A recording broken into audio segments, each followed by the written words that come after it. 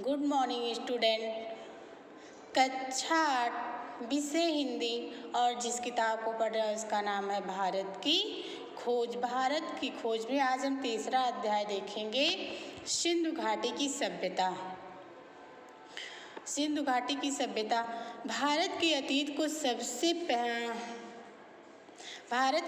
की सबसे पहली तस्वीर उस सिंधु घाटी सभ्यता में मिलती है जिसके अवशेष सिंध में मोहनजोदड़ो और पश्चिमी पंजाब में हड़प्पा में मिले हैं। इन खुदाइयों ने प्राचीन इतिहास की समझ में क्रांति ला दी है। मोहनजोदड़ो और हड़प्पा एक दूसरे से काफ़ी दूर पर हैं। दोनों स्थानों पर इन खंडहरों की खोज मात्र एक संयोग थी। इस बात में संदेह नहीं कि इन दोनों के बीच भी ऐसे ही बहुत से और नगर एवं अवशेष दबे पड़े होंगे जिन्हें प्राचीन मनुष्य ने बसाया होगा। यह सभ्यता विशेष रूप से उत्तर भारत में दूर दूर तक फैली थी।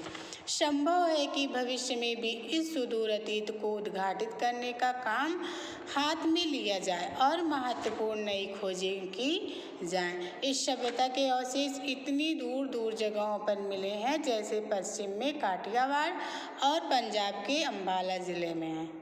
यह विश्वास किया जाता है कि यह सभ्यता गंगा की घाटी तक फैली थी, इसलिए यह केवल सिंधु घाटी सभ्यता पर नहीं, उससे बहुत अधिक है। आगे देखेंगे। अब तक हम जो जान सके हैं उसका बहुत महत्व है। सिंधु घाटी सभ्यता आज जिस रूप में मिली है उससे अनुमान लगाया जा सकता है कि वह अत्यंत विकसित सभ्यता थी और उस स्थिति तक पहुंचने में उसे हजारों वर्ष लगे होंगे। आश्चर्य की बात है कि यह सभ्यता प्रधान रूप से धर्मनिरपेक्ष सभ्यता थी। धार्मिक तत्व मौजूद होने पर भी इस पर हावी नहीं थे। यह भी स्पष्ट है कि यह भारत में बाद के सांस्कृतिक युगों की अग्रदूत थी। सिंधु घाटी सभ्यता ने फारस, मेसोपोटामिया और मिस्र की सभ्यताओं से संबंध स्थापित किया और व्यापार किया। कुछ दृष्टियों से यह सभ्यता उनकी तुलना में बेहतर थी। यह एक ऐसी नागर सभ्यता थी जिसमें व्यापारी वर्ग धनाढ्य था और उसकी भूमिका महत्वपूर्ण थी। सड़कों पर दुकानों की कतारें थी और दुकानें संभवतः छोटी थी। सिंधु घाटी सभ्यता और वर्तमान भारत के बीच समय के ऐसे कई दौर गुजरे हैं जिनके बारे में हम बहुत कम जानते हैं। वैसे भी इस बीच असंख्य परिवर्तन हुए हैं, लेकिन भीतर ही भीतर निरंतरता की ऐसी श्रृंखला चली आ रही है जो आधुनिक भारत को 6-7 हजार पुराने उस बीते हुए युग से जोड़ती है जब संभवतः सिंधु घाटी सभ्यता की शुरुआत हुई थी। यह देखकर अचरज होता था कि मोहनजोदड़ो और हड़प्पा में कितना कुछ ऐसा है जो हमें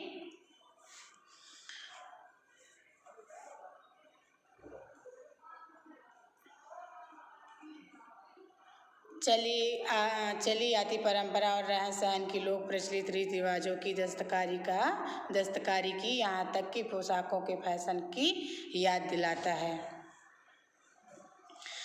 यह बात दिलचस्प है कि भारत अपनी कहानी की इस भोरबेला में ही एक नन्हे बच्चे की तरह नहीं बल्कि अनेक रूपों में विकसित सयाने रूप में दिखाई पड़ता है। वह जीवन के तौर तरीकों से अपरिचित नहीं है। उसने कलाओं और जीवन की सुख सुविधाओं में उल्लेखनीय तकनीकी प्रगति कर ली है। उसने केवल सुंदर वस्तुओं का सृजन ही नहीं किया बल्कि आधुनिक सभ्यता के उपयोगी और ज़्यादा ठेठ चिन्हों, अच्छे हमामों और नालियों के तंत्र का निर्माण भी किया है। आगे देखेंगे। आर्यों का आना। सिंधु घाटी सभ्यता के ये लोग कौन थे और कहाँ से आए थे, इसका हमें अब भी पता नहीं है। यह संभावना भी है कि इनकी संस्कृति इसी देश की संस्कृति थी।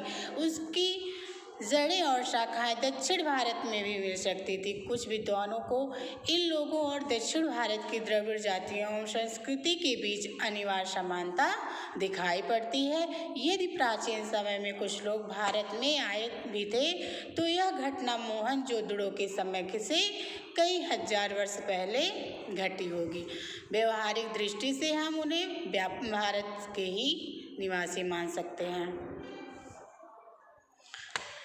सिंधु घाटी की सभ्यता के बारे में कुछ लोगों का कहना है कि उसका अंत अकस्मात किसी ऐसी दुर्घटना से हो गया जिसकी कोई व्याख्या नहीं मिलती है। सिंधु नदी अपनी भयंकर बाढ़ों के लिए प्रसिद्ध है जो नगरों और गांवों को बहा ले जाती है।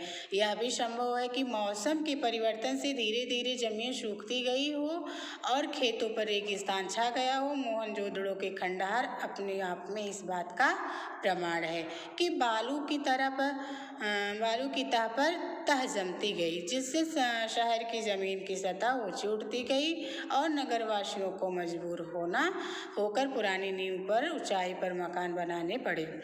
खुदाई में निकले कुछ मकान 2 या 3 मंजिलें जान पड़ते हैं। वे इस बात का सबूत है कि सतह के ऊंचे उठने के कारण समय पर उनकी दीवारें भी ऊंची उठाई गई। हम जानते हैं कि सिंधु का सूबा पुराने समय में बहुत समृद्ध और उपजाऊ था, पर मध्य युग के बाद वह ज़्यादातर रेगिस्तान रह गया। आज यहीं तक बच्चों, शेष अगले दिन। Thank you.